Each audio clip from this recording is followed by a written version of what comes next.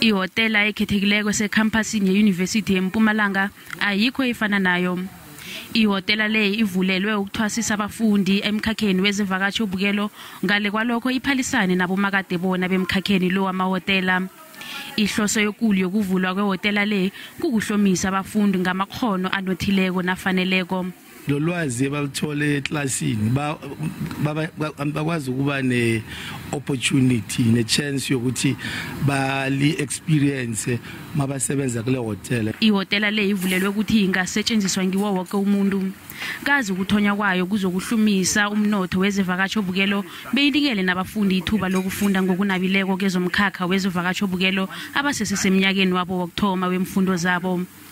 Le hotela elikhandelwe ama students ukuthi babe nethuba lokuthi bafunde lokho abakuthola eclassini bakwenze in practice. So ngeke sithi it's only limited ukuthi kube ihotela labafundi. Abantu bangakwazi ukuthi basivakashele bazohlala bazothola icomfort, it's a 4-star graded hotel. Abafundi bathabe khulu ngokuvulwa kwehotela le bathi izobenza baphume phambili emfundweni zabo nabalinganiswa nabanye abafundi abakile koro. Kanti ihotela le izokusiza ukubalungiselela nalokho sele baragela phambili ngemfundo zabo.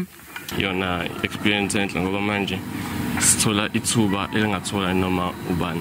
I feel like having a hotel in this university helps us quite a lot because you get to experience being in the industry just a little bit before you actually even graduate. Ikoro yezokuvakatjhabukelo inomthelela omkhulu emnothweni wesifundeni kunye nemikhiqizweni wesifundesi.